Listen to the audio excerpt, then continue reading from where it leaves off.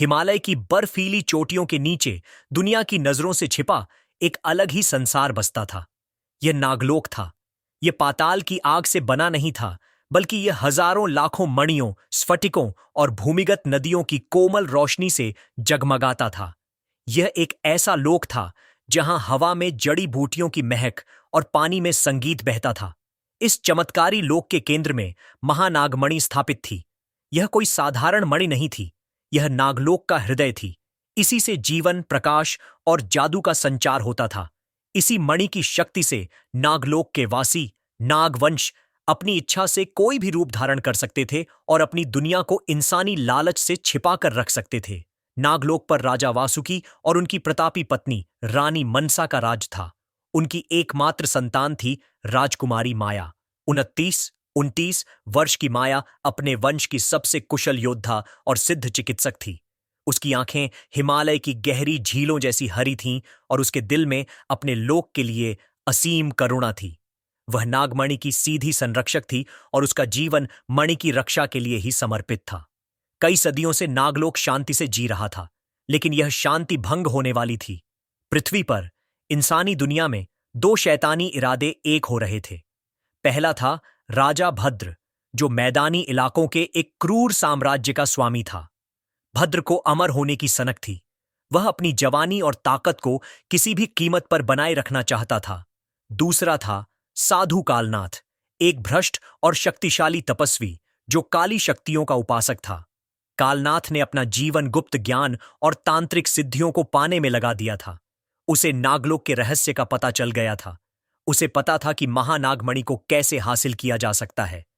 भद्र ने कालनाथ को अमृता का लालच दिया, जो एक झूठ था, और कालनाथ ने भद्र को नागमणि की शक्ति से पूरी दुनिया पर राज्य करने का रास्ता दिखाया। दोनों ने हाथ मिला लिया। एक काली, तूफानी रात में, जब इंसान और नाग दोनों लोग सो रहे थे, कालनाथ ने हिमाचल की पहाड़ियों में छिपी एक प्राचीन गुफा के मुहाने पर अपना अनुष्ठान शुरू किया। यह गुफा नागलोक का गुप्त द्वार थी, जो सदियों से बंद था। कालनाथ के मंत्रोच्चार से हवा कांप उठी। उसने अपनी तांत्रिक शक्तियों से राजा भद्र के सैकड़ों सैनिकों को अमानवीय शक्ति प्रदान की और अपनी काली ऊर्जा से उस द्वार पर प्रहार किया। नागलोक में महानागमणि अचानक कांपने लगी और उसकी रोशनी मद्धम पड़ गई। खतरे का बिगुल बज उठा। इससे पहले कि नाग योद्धा अपनी स्थिति संभाल पाते, गुफा का द्वार टूट गया और भद्र की सेना कालनाथ के काले जादू से लैस होकर उस शांत लोक पर कहर बनकर टूट पड़ी। नागलोक में भयंकर युद्ध छिड़ गया। नागवंशियों ने बहादुरी से लड़ाई की, लेकिन वे इस तरह के विश्वासघाती हमले के लिए तैयार नहीं थे। कालनाथ का जादू उनकी शक्तियों को क्षीण कर रहा था और भद्र के सैनिक, जो अब आधे दानव बन चुके थे, क्रूरता से कत्लेआम मचा रहे थे। राजकुमारी माया अपने पिता राजा वासुकी के साथ राजमहल के केंद्र में नागमणि की रक्षा कर रही थी। वे मणि के लिए आए हैं, राजा वासुकी अपनी तलवार से एक सैनिक को मारते हुए चिल्लाए। तभी साधु कालनाथ वहां प्रकट हुआ। उसकी आंखें लाल अंगारों सी जल रही थीं। मणि मुझे दे दो वासुकी, और मैं तुम्हारी प्रजा को बख्श दूंगा। एक नाग अपने धर्म से गद्दारी नहीं करता कालनाथ। वासुकी ने गरजते हुए उस पर छलांग लगाई, लेकिन कालनाथ तैयार था। उसने अपने कमंडल से एक जादुई भस्म फेंकी, जो राजा वासुकी के कवच को गलाती हुई उनके सीने में ढंस गई। राजा दर्द से चीख पड़े। पिताजी, माया चीखी। भद्र के सैनिक उसे चारों ओर से घेरने लगे। रानी मनसा ने अपनी बेटी को बचाने के लिए खुद को ढाल बना लिया और मारी गई। नागलोक का पतन निश्चित था। राजा वासुकी अपने अंतिम सांसें ले रहे थे। उन्होंने अपनी कांपती उंगलियों से महानागमणि को उसके आसन से निकाला। मणि, जो अब खतरे में थी, एक छोटे धधकते हुए हरे पत्थर में सिमट गई थी। माया, मेरी बेटी, उन्होंने मणि को माया के हाथ में रखते हुए कहा। भागो, पृथ्वी पर चली जाओ। किसी को मत बताना तुम कौन हो। जब तक यह मणि सुरक्षित है, नागलोक फिर से जी उठेगा। जाओ, मैं आपको छोड़कर नहीं जाऊंगी। माया रो पड़ी। यह आज्ञा है। राजा ने अपनी बची हुई शक्ति से उसे पीछे धकेला। जाओ, कालनाथ उन्हें ललकारता हुआ आगे बढ़ा। उसे रोको, मणि उसके पास है। आंसुओं से भरी आंखों के साथ माया ने अपने पिता और अपनी जलती हुई मातृभूमि को अंतिम विदाई दी। वह महल के गुप्त रास्ते की ओर भागी। कालनाथ ने उस पर एक विनाशकारी जादुई गोला फेंका। माया किसी तरह रास्ते में कूद गई, लेकिन गोले का एक हिस्सा उसकी पीठ से टकरा गया, जिससे वह बुरी तरह जख्मी हो गई। वह दर्द को नजरअंदाज करती हुई उस सुरंग में दौड़ती रही जो सीधे पृथ्वी की सतह पर हिमाचल की पहाड़ियों में खुलती थी। उसके पीछे नागलोक का द्वार हमेशा के लिए ढह रहा था।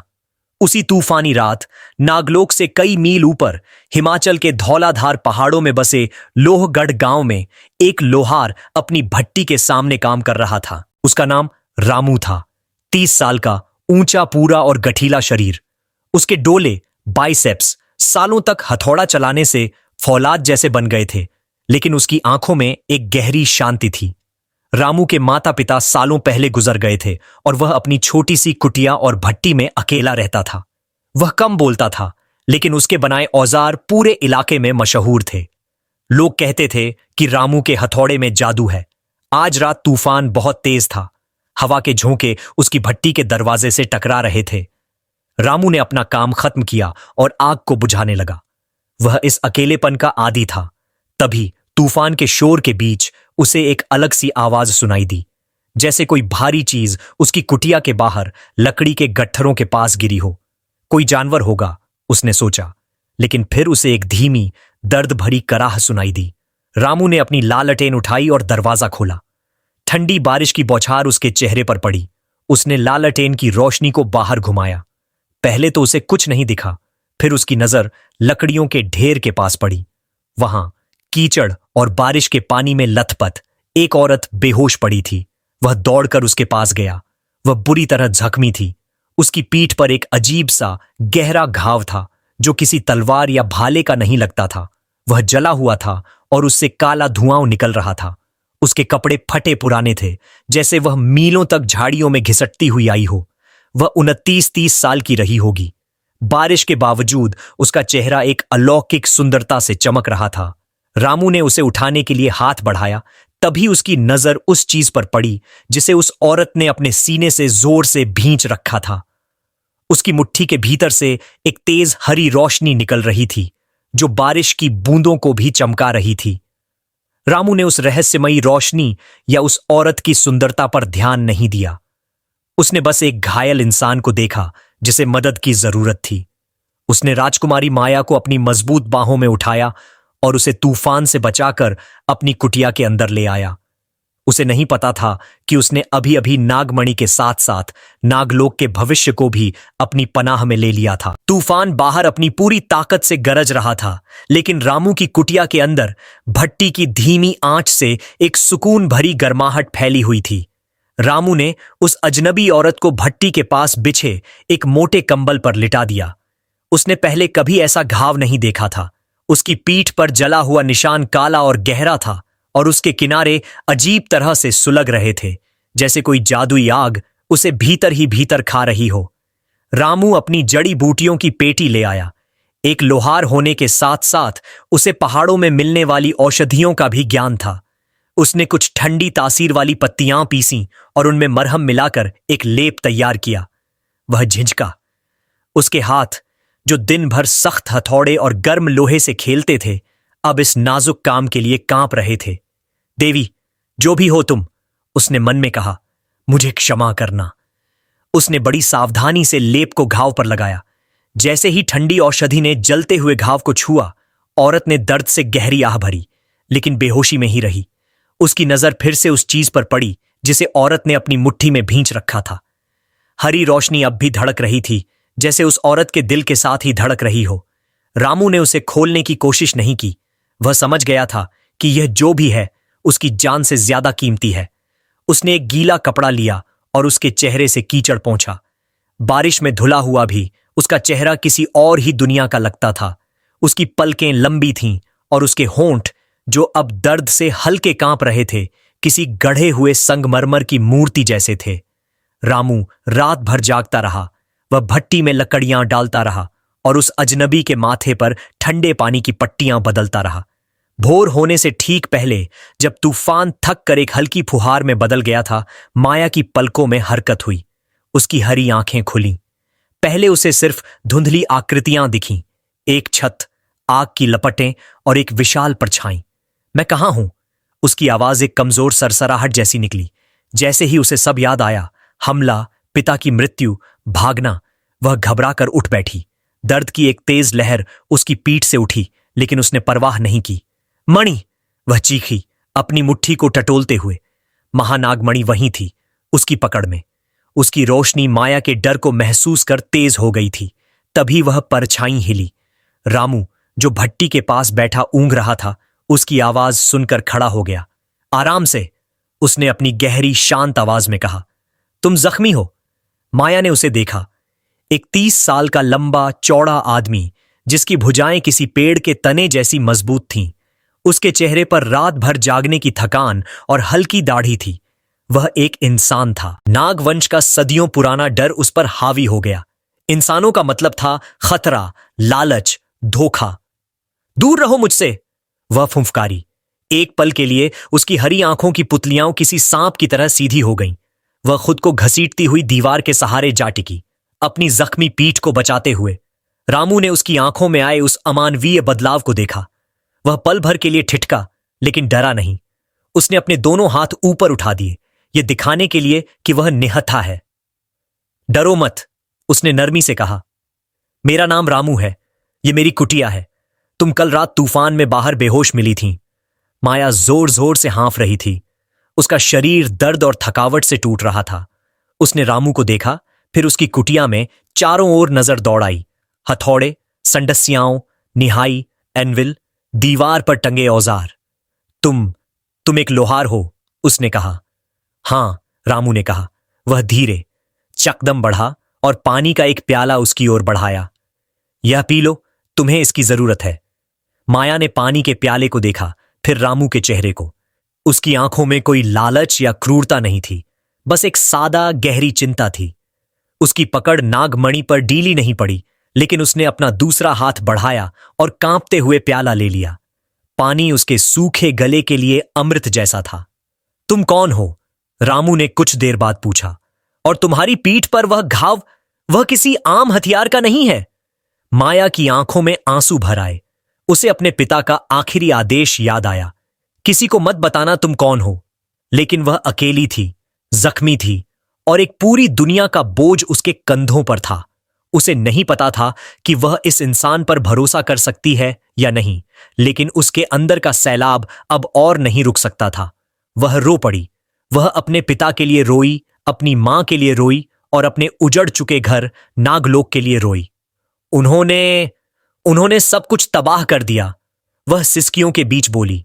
वे हमारे घर आए, एक राजा और एक दुष्ट साधु। वे मणि चाहते थे। रामू खामोशी से उसे सुनता रहा। वह मणि का मतलब समझ गया, वही हरी चीज जो उसकी मुट्ठी में थी। उन्होंने मेरे पिता को मार डाला, मेरी मां को भी, सब मारे गए। माया ने अपना चेहरा घुटनों में छिपा लिया। मैं अकेली भाग पाई, सिर्फ इसे बचाने के लिए। उसने अपनी मुट्ठी खोली। महानागमणि अब एक शांत हरे पन्ने की तरह चमक रही थी। उसकी रोशनी ने पूरी कुटिया को एक अलौकिक हरे प्रकाश से भर दिया। रामू ने उस मणि को देखा। वह मंत्रमुग्ध था, लेकिन डरा हुआ नहीं। उसे मणि की ताकत का अंदाजा नहीं था, लेकिन उसे माया के दर्द का अंदाजा हो गया था। तुम अकेली नहीं हो, रामू ने कहा। उसकी आवाज में एक दृढ़ता थी। जब तक तुम यहां हो, तुम सुरक्षित हो। मेरा नाम रामू है और मैं तुम्हारी रक्षा करूंगा।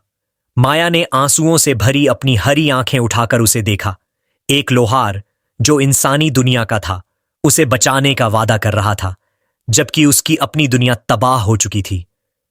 वह नहीं जानती थी कि यह नियति का कौन सा खेल है, लेकिन इस पल, उस अंधेरी कुटिया में, उस अजनबी लोहार की आंखों में उसे सदियों बाद पहली बार सुरक्षा का एहसास हुआ। मेरा नाम माया है, उसने कहा। दिन बीतने लगे। रामू हर सुबह जंगल से ताजी जड़ी बूटियां लाता, उन्हें पीसता और माया के घाव पर लगाता। लेकिन यह कोई आम घाव नहीं था। यह कालनाथ के काले जादू का जहर था, जो धीरे धीरे माया के शरीर में फैल रहा था। रामू की देसी दवाइयां उस जादुई जहर के आगे बेअसर हो रही थीं। घाव भरने की बजाय और बिगड़ रहा था। माया का शरीर तप रहा था। वह अक्सर बेहोशी में चली जाती और अपने लोक का नाम पुकारती। रामू, जो अपनी कला का उस्ताद था, आज खुद को असहाय महसूस कर रहा था। वह लोहे को पिघला सकता था, उसे कोई भी आकार दे सकता था, लेकिन वह इस जहरीले जादू को नहीं तोड़ पा रहा था। एक रात माया की हालत बहुत बिगड़ गई। उसकी सांसें उखड़ने लगीं और उसकी त्वचा ठंडी पड़ने लगी। रामू, उसने कांपती, बमुश्किल खुलती आंखों से पुकारा। रामू दौड़कर उसके पास आया और उसका हाथ थाम लिया। मैं यहीं हूं माया, हिम्मत रखो, सुबह मैं शहर से वैद्य को ले आऊंगा। नहीं, माया ने कमजोर हंसी के साथ कहा, कोई कोई वैद्य इसे ठीक नहीं कर सकता। यह नागलोक का घाव है। तो फिर क्या करूं? रामू की आवाज में पहली बार लाचारी थी। मैं तुम्हें ऐसे मरते हुए नहीं देख सकता। माया ने अपनी बची खुची ताकत से अपनी मुट्ठी खोली, जहां नागमणि एक मध्यम बीमार रोशनी के साथ धड़क रही थी। सिर्फ सिर्फ यही मुझे बचा सकती है, लेकिन मैं बहुत कमजोर हूं। मुझे बताओ। रामू ने उसका हाथ कसकर पकड़ लिया। मैं कुछ भी करूंगा। माया ने गहरी सांस ली। यह पल आर या पार का था। तुम्हें तुम्हें मुझ पर पूरा भरोसा करना होगा। जो भी तुम देखो, उससे डरना मत। वादा करो। रामू ने उसकी हरी धुंधलाती आंखों में देखा। मैं वादा करता हूं। मणि को मेरे घाव पर रखो, उसने हाँफते हुए कहा। और अपना हाथ मेरे हाथ में कसकर पकड़े रहना, अपनी पूरी ताकत से। रामू ने झिझकते हुए उस धड़कते हरे पत्थर को उठाया। जैसे ही मणि ने माया की जलती हुई त्वचा को छुआ, एक तेज हरी रोशनी भभक उठी, और फिर रामू ने वह देखा जिस पर उसे कभी यकीन नहीं होता। माया का शरीर बदल रहा था। दर्द की एक तीव्र लहर से वह चिल्ला उठी। जहां जहां हरी रोशनी फैल रही थी, उसकी इंसानी त्वचा पर सुनहरे चमकीले नाक शल्क स्केल्स उभर रहे थे। उसकी उंगलियां लंबी हो गईं, उसकी आंखें पूरी तरह से हरी और पुतलियां सांप की तरह खड़ी हो गईं। उसके मुंह से एक इंसानी चीख की जगह एक गहरी सर्प जैसी फूंफकार निकली। यह उसका आधा नागिन आधा इंसानी रूप था, जो असहनीय दर्द में छटपटा रहा था। रामू का दिल दहल गया, उसका हाथ कांप गया। एक पल के लिए उसके मन में आया कि वह सब कुछ छोड़कर भाग जाए। यह उसकी दुनिया नहीं थी, यह कोई दानव था, कोई माया। लेकिन फिर उसकी नजर माया के चेहरे पर पड़ी। उस डरावने बदलते हुए चेहरे पर भी आंसू बह रहे थे। वे आंसू इंसानी थे, वे दर्द और डर के आंसू थे। रामू! वह चीखी, और उस आवाज में वही माया थी जिसे वह इतने दिनों से जानता था। पकड़े रहना, छोड़ना मत। रामू को अपना वादा याद आया। उसने अपनी सारी घबराहट को अपने लोहार के फौलादी इरादों के नीचे दबा दिया। मैं यहीं हूं, वह गर्जा। मैं नहीं छोड़ूंगा। उसने अपना हाथ और कसकर थाम लिया। उसने अपनी पूरी ताकत, अपनी पूरी इच्छा शक्ति उस हाथ में डाल दी। वह अब सिर्फ एक लोहार नहीं था, वह एक लंगर बन गया था जो माया को इस तूफानी जादू से बांधे हुए था।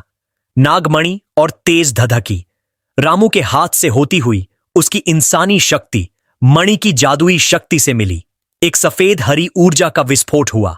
कालनाथ का काला जादू, जो किसी जोंक की तरह माया के घाव से चिपका था, इस दोहरी शक्ति के प्रहार को सह नहीं पाया। वह एक काली चीख के साथ भाप बनकर उड़ गया। माया का शरीर शांत पड़ गया। सुनहरे शल्क वापस त्वचा में समा गए। उसकी आंखें बंद हो गईं और वह गहरी नींद में चली गई। उसका बुखार टूट चुका था। घाव अब जल नहीं रहा था, वहां सिर्फ एक गहरा निशान बाकी था। रामू रात भर उसके पास बैठा रहा, उसका हाथ थामे हुए। वह उस चेहरे को देख रहा था जो कुछ पल पहले कुछ और था, और अब फिर से वही शांत सुंदर चेहरा बन गया था। सुबह जब माया की आंख खुली तो उसने खुद को रामू की बाहों में पाया। रामू जमीन पर बैठा बैठा ही सो गया था। रामू! उसने धीरे से उसे छुआ। रामू हड़बड़ाकर उठा। उसने पहले माया के चेहरे को देखा, फिर उसके घाव को जो अब भर रहा था। तुम ठीक हो, उसने कहा। उसकी आवाज में राहत थी। माया की आंखों में आंसू थे। तुम डरे नहीं, तुम भागे नहीं। रामू ने एक गहरी सांस ली। वह उठा और अपनी भट्टी के पास गया। उसने कोयले को कुरेदा। मैं एक लोहार हूं, माया, उसने अपनी पीठ फेरे हुए कहा। मैंने अपनी जिंदगी में सिर्फ एक चीज सीखी है, जब लोहा आग में तपता है तो वह अपना असली रूप दिखाता है। कल रात मैंने तुम्हारा असली रूप देखा। वह डरावना था, लेकिन वह सच्चा था, और वह खूबसूरत था, क्योंकि वह तुम्हारी ताकत थी। वह मुड़ा और माया की आंखों में देखा। मैं लोहे से नहीं डरता, तो उसकी आग से क्या डरना। उस एक पल में दोनों के बीच का हर पर्दा हट गया। रामू ने उसे सिर्फ एक घायल औरत के रूप में नहीं बल्कि एक योद्धा के रूप में देखा, और माया ने रामू में सिर्फ एक मददगार इंसान नहीं बल्कि एक ऐसा साथी देखा जिसने उसके सबसे भयानक सच को देखकर भी उसका हाथ नहीं छोड़ा। उस दिन माया ने उसे सब कुछ बताया, नागलोक की भव्यता, अपने पिता और मां का बलिदान और नागमणि का असली मतलब। और उस दिन रामू ने अपनी भट्टी में सिर्फ औजार नहीं बल्कि हथियार गढ़ने शुरू कर दिए, क्योंकि वह जानता था कि जिस साधु के जादू को उसने देखा है वह वापस जरूर आएगा, और इस बार वह तैयार रहना चाहता था। दोनों के बीच एक खामोश प्यार ने जन्म ले लिया था, जो किसी वादे का मोहताज नहीं था बल्कि विश्वास की आग में तपकर फौलाद बन चुका था। मानसून ने पहाड़ियों को घने हरे रंग में रंग दिया था। रामू की कुटिया के आसपास की दुनिया धुंध और ताजगी से भर गई थी। अंदर एक नई जिंदगी ने अपनी जगह बना ली थी। माया अब पूरी तरह से स्वस्थ थी। कालनाथ का जहर जा चुका था, लेकिन उसका निशान उसकी पीठ पर एक गहरे काले सर्पिल के रूप में रह गया था, एक निरंतर याद कि खतरा अभी टला नहीं है। उनका जीवन अब एक साझा लय में बंध गया था। वे अब रक्षक और शरणार्थी नहीं थे, वे साथी थे। रामू की भट्टी अब दिन रात जलती थी, लेकिन अब वह साधारण औजार नहीं गढ़ रहा था, वह युद्ध की तैयारी कर रहा था। कालनाथ का जादू काला है, माया ने एक शाम उसे काम करते हुए देखते हुए कहा। तुम्हारा लोहा उसे छू नहीं पाएगा, वह उसे राख बना देगा। रामू ने धौंकनी बेलोस से हाथ हटाए और पसीना पोंछा। मेरा लोहा फौलाद है माया, यह आग में तपकर ही बना है। लेकिन तुम सही कह रही हो, इसे आग से लड़ने के लिए सिर्फ आग नहीं, कुछ और चाहिए। वह माया के पास आया। मुझे तुम्हारी मदद चाहिए। अगले कुछ हफ्तों तक कुटिया एक अलग ही कारखाने में बदल गई। रामू ने अपनी सबसे अच्छी धातु को तपाया, उसे पीटा और उसे एक लंबी दोधारी तलवार का रूप दिया। यह उसकी जिंदगी का सबसे बेहतरीन काम था। जब तलवार तैयार हुई, लाल अंगारे की तरह दहकती हुई, रामू ने उसे माया के सामने रखा। इसे तुम्हारी शक्ति चाहिए। माया ने अपनी आंखें बंद की। उसने नागमणि का आह्वान नहीं किया, वह बहुत खतरनाक था। उसने अपनी आंतरिक नाग शक्ति का आह्वान किया। उसने अपनी उंगली पर एक छोटा सा कट लगाया और अपने रक्त की एक सुनहरी बूंद उस दहकते फौलाद पर टपका दी। स्स, एक जोरदार फूंफकार की आवाज आई, जैसे कोई विशाल नाग क्रोधित हो उठा हो। धातु ने उस जादुई रक्त को पी लिया। तलवार का रंग एक पल के लिए गहरा हरा हुआ और फिर वापस अपनी फौलादी चमक में लौट आया। लेकिन अब वह साधारण तलवार नहीं रही। उस पर सूक्ष्म सुनहरे सर्पिल पैटर्न उभर आए थे, जो सिर्फ नजदीक से ही दिखते थे। रामू ने उसे ठंडा करने के लिए पानी में डाला। भाप के साथ एक अजीब सी शक्ति की गंध फैली। यह काम करेगा, रामू ने कहा। उसकी आवाज में एक नया आत्मविश्वास था। उसने तलवार को उठाया। वह हल्की लेकिन घातक महसूस हो रही थी। जैसे जैसे वे साथ काम करते गए, उनके बीच का खामोश प्यार और गहरा होता गया। रामू ने माया में सिर्फ एक राजकुमारी नहीं बल्कि एक योद्धा का धैर्य और दृढ़ता देखी, और माया ने रामू के मजबूत हाथों में सिर्फ एक लोहार की कारीगरी नहीं बल्कि एक रक्षक का समर्पण देखा। वे दोनों जानते थे कि वे एक ऐसी लड़ाई की तैयारी कर रहे हैं जिसे वे शायद जीत न सकें, लेकिन एक दूसरे का साथ पाकर वे अब अकेले नहीं थे। इस बीच पृथ्वी से मीलों नीचे नागलोक के खंडहरों में साधु कालनाथ गुस्से में ध्यानमग्न था। राजा भद्र अधीर होकर उसके सामने टहल रहा था। कुछ मिला तांत्रिक? भद्र ने गरज कर कहा, या हम बस यहां बैठकर उस नागिन के वापस आने का इंतजार करते रहेंगे? कालनाथ ने अपनी आंखें खोली। उसकी आंखें कोयले की तरह जल रही थीं। वह रात जब मैंने उसे अपने काले बाण से मारा था, मुझे लगा वह मर जाएगी, लेकिन मेरा जहर बेअसर कर दिया गया। क्या मतलब? मतलब यह, मूर्ख राजा, कालनाथ फुफकारा, कि नागमणि का इस्तेमाल किया गया है उसे बचाने के लिए। उस शक्ति के विस्फोट ने मुझे उसका पता बता दिया है। कालनाथ अपने काले शीशे के सामने खड़ा हुआ। वह पृथ्वी पर है, उत्तर के ऊंचे पहाड़ों में, एक इंसान के साथ। राजा भद्र हंस पड़ा। एक इंसान? बस, तो चलो अपनी सेना ले चलते हैं और उस मणि को छीन लाते हैं। सेना नहीं, कालनाथ ने उसे रोका। वह नागमणि है। तुम्हारी लोहे की सेना उसके सामने एक पल भी नहीं टिकेगी। सिर्फ हम जाएंगे, मैं, तुम और तुम्हारे सबसे घातक योद्धा। हम उसे चुपके से पकड़ेंगे। कालनाथ की आंखों में एक क्रूर चमक थी। वह राजकुमारी उस इंसान के साथ सुरक्षित महसूस कर रही है। हम उसके उस भरोसे को ही तोड़ देंगे। एक शाम जब सूरज ढल रहा था और पहाड़ सिंदूरी हो गए थे, रामू और माया कुटिया के बाहर बैठे थे। रामू उस जादुई तलवार की धार तेज कर रहा था। जब यह सब खत्म हो जाएगा, रामू ने अचानक कहा, बिना नजरें उठाए, तुम क्या करोगी?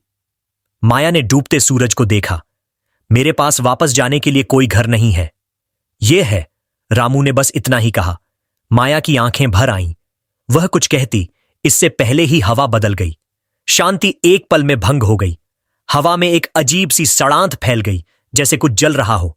रामू की कुटिया में छिपी नागमणि, जो अब तक शांत थी, अचानक एक गहरे लाल रंग में धड़कने लगी, जैसे कोई चेतावनी दे रही हो।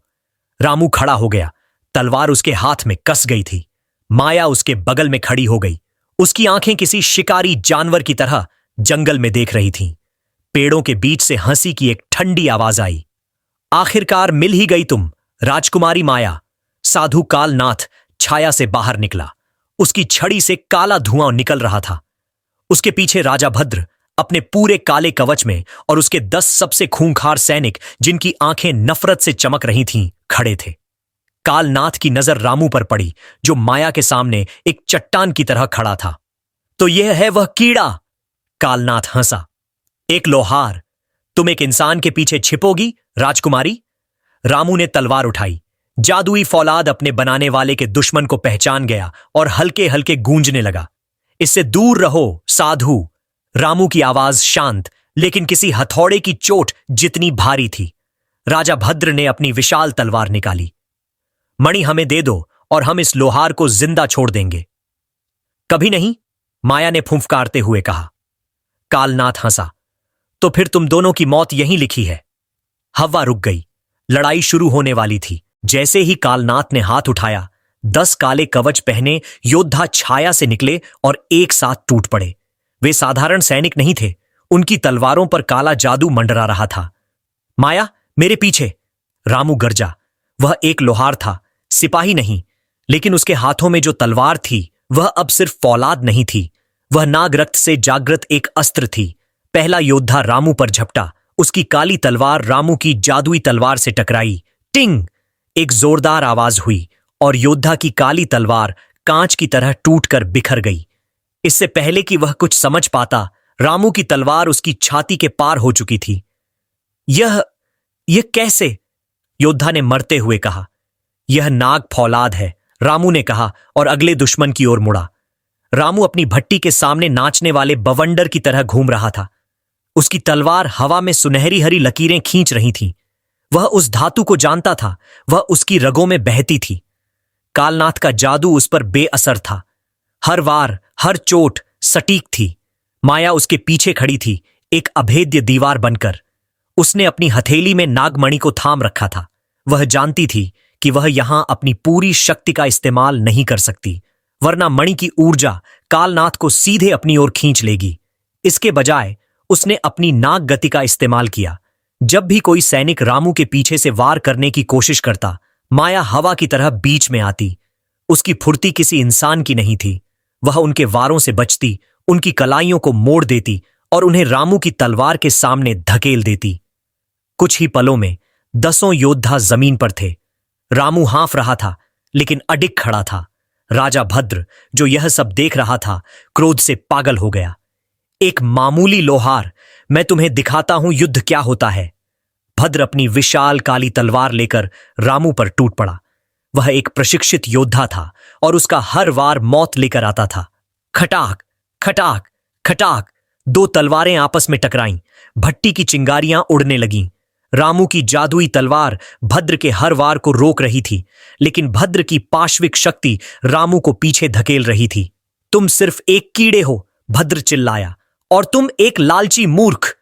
रामू ने पलटवार किया। भद्र के कंधे के कवच पर एक गहरा घाव छोड़ दिया। जब रामू और भद्र जीवन मृत्यु का युद्ध लड़ रहे थे, कालनाथ की नजरें सिर्फ माया पर थीं। राजकुमारी, तुम उस लोहे के कीड़े को बचाने में लगी हो। कालनाथ हंसा। उसकी छड़ी में काला धुआं जमा होने लगा। लेकिन तुम अपना असली दुश्मन भूल गई। कालनाथ ने अपनी छड़ी जमीन पर मारी। जमीन के नीचे से दर्जनों काली नुकीली छाया लताएं, शेडो वाइन्स निकली और माया की ओर लपकी। माया पीछे कूदी।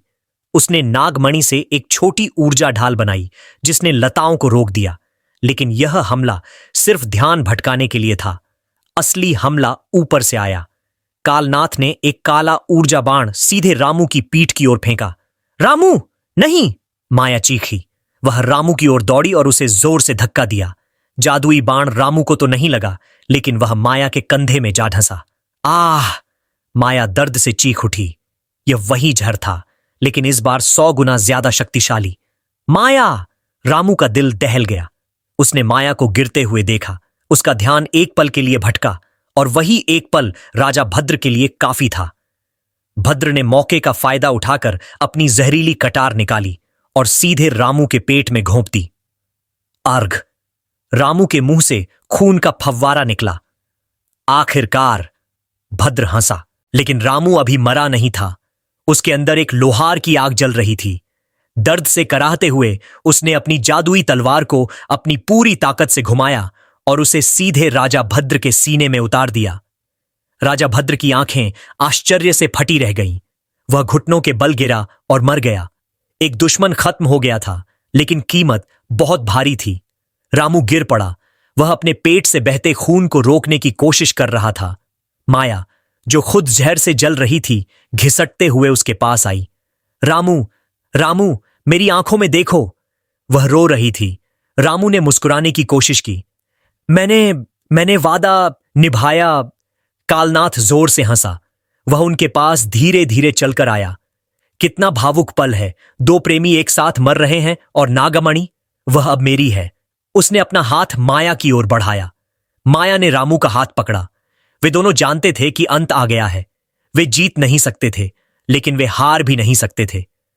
रामू, माया ने हाँफते हुए कहा, अगर हम साथ नहीं जी सकते तो हम साथ कुर्बान होंगे। मैं तैयार हूं। रामू ने अपनी आखिरी सांसों से कहा। क्या बकवास कर रहे हो? कालनाथ उन पर झपटा। माया ने नागमणि को अपने दोनों हाथों से उठाया। रामू ने अपना खूनी हाथ उसके हाथ पर रख दिया। यह मणि जीवन का स्रोत है, कालनाथ, माया ने अपनी पूरी शक्ति से कहा। उसकी आवाज अब एक राजकुमारी की तरह गूंज रही थी। और यह तुम्हारे जैसे लालची हाथों में कभी नहीं आएगी। रुक जाओ। तुम क्या कर रही हो? कालनाथ को खतरे का एहसास हुआ। माया और रामू ने एक दूसरे की आंखों में देखा। 29 साल की राजकुमारी और 30 साल का लोहार। 2 दुनियाओं, एक प्यार। उन्होंने अपनी बची खुची सारी जिंदगी, अपनी आत्मा, अपनी यादें और अपने प्यार को एक साथ मिलाया और नागमणि में झोंक दिया। नागमणि एक पल के लिए रुकी। उसने अपने 2 रक्षकों के बलिदान को स्वीकार किया, और फिर एक प्रचंड, अंधा कर देने वाला शुद्ध हरा विस्फोट हुआ। यह हिंसा का विस्फोट नहीं था, यह जीवन का विस्फोट था। शुद्ध, पवित्र ऊर्जा। कालनाथ चीखा। उसका काला जादू, जो मृत्यु और सड़ांत पर पलता था, इस शुद्ध जीवन ऊर्जा के सामने एक पल भी नहीं टिक सका। उसकी छड़ी धूल बन गई और उसका शरीर किसी छाया की तरह भाप बनकर उड़ गया। ऊर्जा की वह लहर पूरे हिमालय में फैल गई, जमीन को शुद्ध करती हुई, हवा को ताजा करती हुई। जब रोशनी मध्यम हुई तो वहां कोई नहीं था। राजा भद्र का शरीर और उसके सैनिकों के शव गायब हो गए थे, प्रकृति द्वारा शुद्ध कर दिए गए। कालनाथ का नामो निशान मिट चुका था, और रामू और माया, वे भी जा चुके थे। वे हमेशा के लिए एक हो गए थे। उनकी कुटिया के ठीक बीच में, जहां वे दोनों आखिरी बार एक दूसरे को थामे हुए थे, वहां की जमीन पर अब घास नहीं, बल्कि हजारों छोटे हरे क्रिस्टल उग आए थे। और उन क्रिस्टल के बीच वह महानागमणि सुरक्षित पड़ी थी। वह अब लाल या हरी नहीं धड़क रही थी। वह शांत थी। उसने अपने रक्षकों की आत्मा को खुद में समा लिया था। वे मर गए थे, लेकिन उन्होंने नागमणि को बचा लिया था। उनका प्यार उस मणि में हमेशा के लिए अमर हो गया। अगली पीढ़ी के आने और उस विरासत को संभालने का इंतजार कर रहा था।